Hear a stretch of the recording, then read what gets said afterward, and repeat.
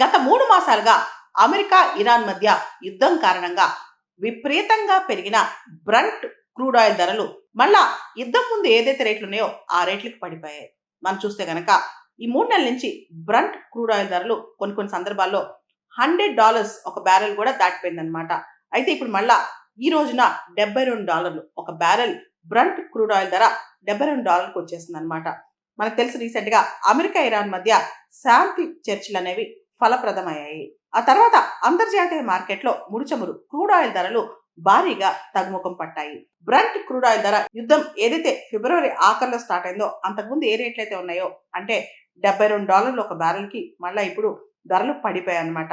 అయినప్పటికీ మనం చూస్తే కనుక దేశీయంగా అంటే మన దేశంలో ప్రభుత్వ రంగ చమురు మార్కెటింగ్ కంపెనీస్ పెట్రోల్ డీజిల్ ధరలో ఎలాంటి మార్పులు ఇంకా చేయలేదు. దేశవ్యాప్తంగా అంటే మన భారతదేశంలో పెట్రోల్ డీజిల్ ధరలు స్థిరంగా కొనసాగుతున్నాయి. అంతర్జాతీయ మార్కెట్లో పెట్రోల్ డీజిల్ ధరలు తగ్గుతున్నా మన మార్కెట్లో ఇంకా స్థిరంగా కొనసాగుతున్నాయి. మనం చూస్తే గనక అమెరికా, ఇరాన్ మధ్య అంటే మిడిల్ ఈస్ట్ లో ఉద్రిక్తతలు ఉన్న సమయంలో భారతదేశంలో 4 సార్లు ఇంధన ధరలు పెరిగాయి.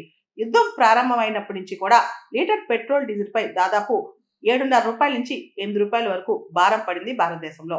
అయితే అమెరికా మరియు ఇరాన్ దేశాల మధ్య స్విట్జర్లాండ్ లో జరిగిన చర్చలు ఫలప్రదం అవడంతో చమురు సరఫరాపై ఆందోళన తగ్గిపోయింది. హార్మోస్ స్ట్రైట్ నుంచి ఈ చమురు నౌకలు సేఫ్ గా ప్రయాణం చేస్తున్నాయి. ఈ టైంలో ఇంటర్నేషనల్ మార్కెట్ లో క్రూడ్ ఆయిల్ ధరలు దిగొచ్చేశాయి.